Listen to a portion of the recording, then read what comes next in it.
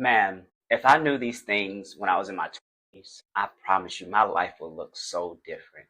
Here are 5 things that I wish I knew when I was in my 20s as a 30-year-old man. If you learn and apply these 5 things, you'll be ahead of the game. I promise you. My number one thing that I wish I learned a lot sooner was learning how to process my emotion. In my high school years up to my early 20s, I was very angry. Didn't know why, I couldn't really express how I felt, didn't understand the concept of emotional intelligence, being able to articulate how you felt without saying it in such a harsh way, or, my famous words were, I just say keep it how it is, or I keep it real, whatever we say now. And it caused a lot of hardship and a lot of pain, a lot of trauma. And also on the flip side, I was raised by my mom for a good chunk of my life. And my emotions were all over the place. I didn't really know how to control them, how to express myself effectively, and that caused a lot of problems with me. And as I look back and I understand that the simple fact of a lot of times why I used to lash out is because my voice was suppressed in different circumstances. I wasn't able to really be who I was and learn how to find my voice, learn how to grow and develop to become the person I needed to be. Something that really helped me in that journey, and I believe it's helped everyone, is ministry. Ministry shifted my perspective. God really taught me how to communicate effectively, how to regulate my feelings. Because here's a simple fact of the matter. We all have emotions. We all have feelings. I don't care what any guy tells you. I don't care what anyone tells you. As a man, you have emotions. You have feelings. It's natural. It's a part of our life. And you have to learn how to communicate. You have to learn how to proceed, how to move forward, and think before you respond. Something that has really helped me through my journey is a process. It's like a process that I call take a beat. With that, the number one thing that I do is I pause. I process how I'm feeling. I put a name on how I'm feeling. And then after I'm able to put a name on it, I redirect it. I analyze that and see, A, is this feeling accurate? Or B, if this feeling is not accurate, how do I change it to where my perspective has changed on this? And then final is respond rather than react. Because a lot of times, if we don't take time to pause, take a deep breath, put a name on whatever that feeling is, we react. We go off the height of what we're saying.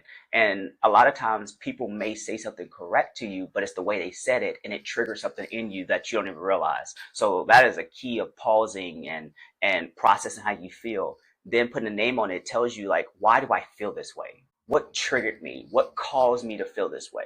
And then being able to say, is this feeling accurate? If it is, okay, how do I respond to that? If it's not, okay, let me get myself together and let me respond to it. And then once again, you respond rather than react. And a lot of times, coming from my background, I felt like I had to get you before you get me. I had to protect what was mine, who is me, what is going on. But learning emotional intelligence is simply you being in control of yourself, you regulating your emotions. It allows you to be responsive rather than reactive. The next thing that I would say really, really helped me, and I wish I knew in my 20s, was learning how to say no and become an effective communicator. This isn't about who you are. It's about understanding that everything is not meant for you to fix. Everything's not meant for you to solve. For example, I'm a fixer.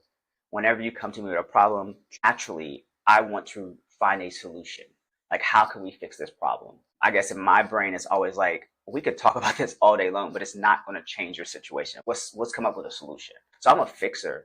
And as being a fixer, I tend to take on more than what I should. And it took me some time to adjust to that. It took me some time to learn how to look at my schedule. Now, before I say yes to people, I'm like, I'll get back to you on that. It may not be like, am I able to accomplish this or tackle this? It's just simply, does it fit within my schedule? Is it something that is going to derail what I am trying to accomplish for today? And can this wait for another time period? So being someone who always want to fix things, I always took on more than I should. Was I able to execute things accurately? Yes, but then it caused some ripple effects in some other projects I was working on. And or by the time I got to the projects that I needed to work on, I was just super drained and exhausted. So I would recommend that when it comes to that time of you learning how to say no, go back to that take a beat. Like, and I feel like take a beat applies in so many aspects. For me, before I respond to your question, I pause. I allow myself to digest what question you just asked me. And then I'm like, oh, let me check my schedule. Now, if I know my schedule is open, then I'm like, okay, yeah, I can help you out. If you're an individual who always says yes and who doesn't know how to communicate that with people, I will first off just say, once again, take a beat, pause, and really think about that answer. Does this make sense for me or does it not? Next thing that I would say that I wish I did sooner is building my relationship and my foundation with God a lot sooner. Um, Honestly, this should be number one, but I put this here because really it feeds into everything. So the next thing I would recommend for individuals in their 20s, really any stage of their life, is build their foundation with God sooner than later. As being a person who was raised in church when I was really, really young, and then transitioning to go live with my dad and his girlfriend, they were classified, or I would classify us at that point when I was staying with them, as holiday saints. I guess I don't know if that's the correct terminology, but we only went to church for major events, major holidays, a funeral, things like that. So I got out of that rhythm of going to church and enjoying being in church to just going occasionally. And then eventually, as I got older, completely just stopped going. I truly believe if I would have understood the fundamentals of what ministry was trying to teach me, what God was trying to teach me at a younger age, it would have changed my life tremendously. A lot of times, especially when I think about when I was younger, a lot of times what was being taught was over my head. But now the best part is that there's a lot of people who have learned how to bring the word down. And there's a lot of people who knows how to minister directly to you in that stage and season that you're in. For me, having that fundamental relationship with God is that base for everything else. Because God in ministry taught me how to be a better communicator, taught me how to take a beat, taught me how to say no to things. And his spirit really has molded me to be who I am. It's taught me emotional intelligence. The sooner that you give yourself over to God, the less heartache and pain and trauma that you'll experience in life. I wish I never had to go through some of the things I went through, because if I'd have had God in my life sooner, he would have dealt with me and he would have directed me in a certain direction. And I say I wish I never went through things I did. I understand my own personal journey. God took me to those things to show me who he was. But if I would have accepted him sooner, I would have never experienced a lot of things that I did. Don't matter where you are in your walk with God. It doesn't matter where you are right now, what you did 5 minutes ago. The simple fact is that if you do not have a strong foundational relationship with God, I encourage you to do this. This one right here, if you don't take anything else from what is being said, this one right here will truly change your life. That means reading your word more, praying, fasting, spending time with God, because God truly will teach you who you are. And there's things that God does in your life that will pull things out of you that will cause you to walk in your true purpose. The next thing that I would say that I wish I knew in my 20s was to surround myself with the right people. One of the things that I did when I got saved was I disconnected from my old life. I completely stopped talking to people, just went all in and walking with God. I lost good friends. I lost some family members. You name it. I just cut off things. And then I immersed myself more so into ministry and going to services, going to Bible study, going to vacation Bible school, going to prayer nights, going to participating in corporate fasting. And I remember there was a season to where I really wanted to smoke weed. So if you don't know this about me, I used to smoke a lot of weed, a lot of weed. We're just going to leave it there. But I wanted to stop. And I remember on my own, I was trying to stop. I remember like there was a time I said, okay, no more weed, no more weed. And I did good for about a couple of weeks, maybe a month. And then one of my friends invited me over and they smoked weed and drink and stuff like that. And of course, I went over there and them smoking weed and I was so upset with myself. And then there was another time, like when I actually got delivered from weed, right before I actually got delivered and gave up weed for 15 years now. There's a season and a time where when I first got saved, I was like, okay, I gotta get rid of weed. And I remember like we went on a fast. We was going on like a 3-day fast. My church traditionally, like we go on a spring fast, and then a fall fast. And this particular fast was like probably my first time fasting really. And so during that fasting season, I was still smoking weed. But I was like, God, I want to be delivered from weed. And my auntie found out and she looked at me and was like, James, how about you try not to smoke weed to be able to lose that interest and that desire?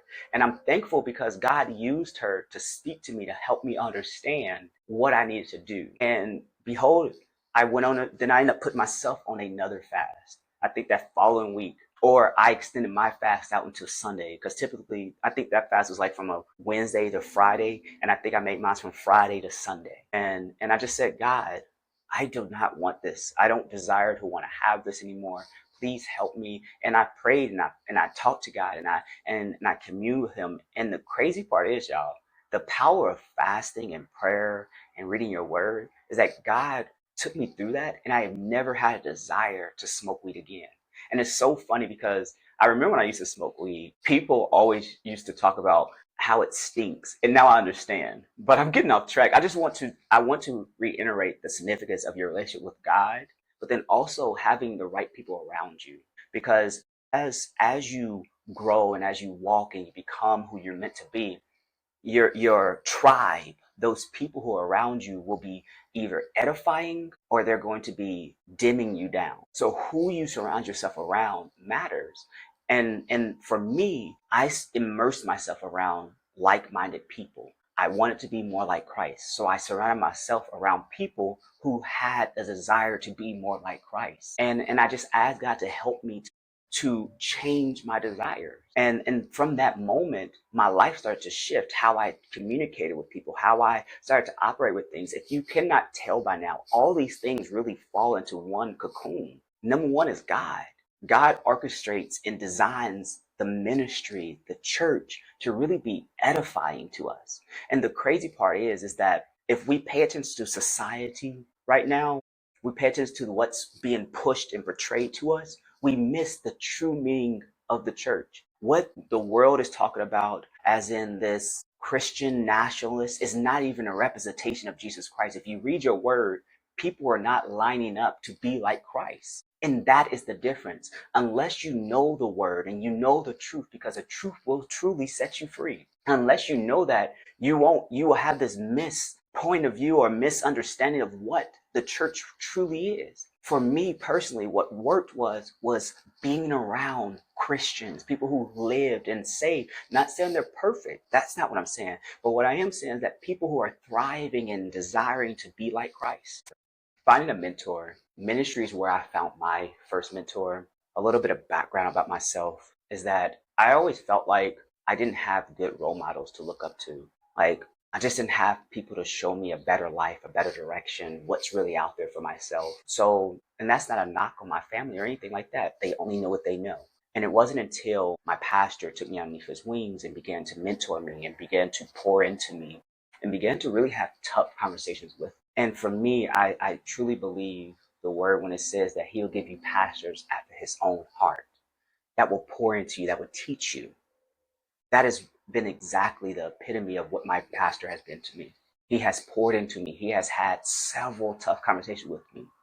Just to throw one out there, I remember one day we were about to have a serious conversation. He just looked at me and said, "We got to see how mature you really are." And then he just told me what it was. And that taught me the difference between constructive criticism and someone who's been critical and damaging to you. He told me what he had to say with love, and it taught me how to become a better man. It taught me how to respond to things. And I truly do not believe if God did not place me underneath the ministry that I'm in, I would be where I am.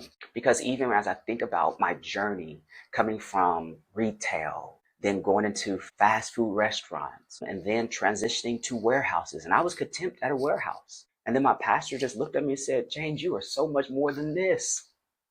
I'm glad that you're making good money at a warehouse. I really am. But there is more in you that you haven't even tapped into." And then it was from that, it got me into the government. I worked for the court systems for 6 years, made my way up to a supervisor. Never in my life did I fathom doing that.